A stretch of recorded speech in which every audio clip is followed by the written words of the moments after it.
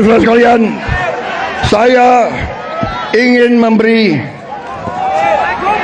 memberi hadiah kepada kaum buruh pada hari ini.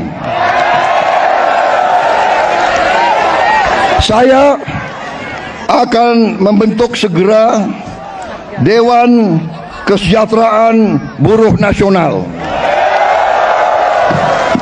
yang akan terdiri dari semua tokoh-tokoh pimpinan buruh seluruh Indonesia, dan mereka tugasnya adalah mempelajari keadaan buruh dan memberi nasihat kepada Presiden mana undang-undang yang nggak beres, yang nggak melindungi buruh.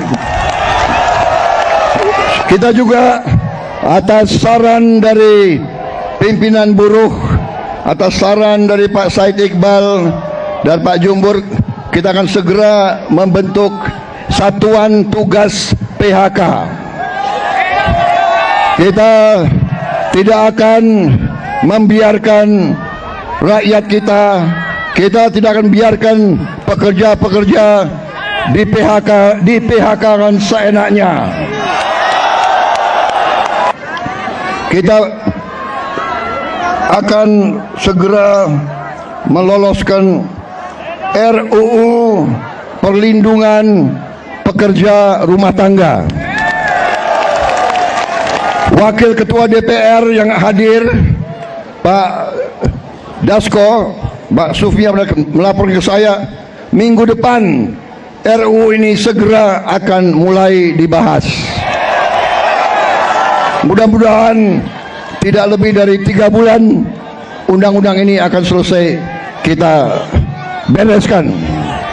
Juga saran dari Pak Jumhur, undang-undang perlindungan pekerja di laut, pekerja di industri perikanan, pekerja di kapal-kapal, kita juga segera akan membentuk undang-undang itu. Jadi kami Satgas PHK dan Dewan Kesejahteraan Buruh Nasional ini akan mempunyai peran yang sangat penting.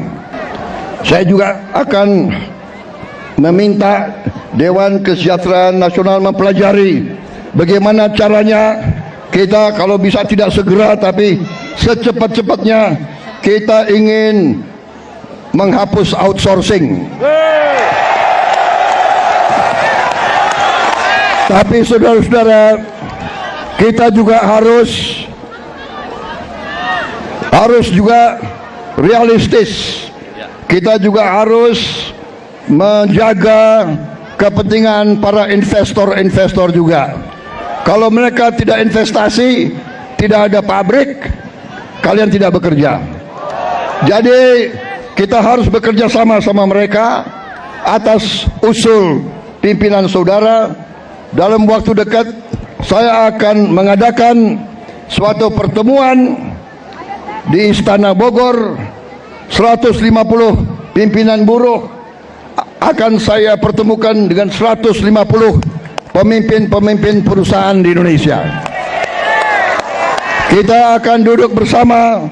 Saya akan mengatakan kepada para pengusaha, saudara-saudara tidak boleh mau kaya sekaya-kayanya sendiri tanpa mengajak pekerja-pekerja hidup dengan baik.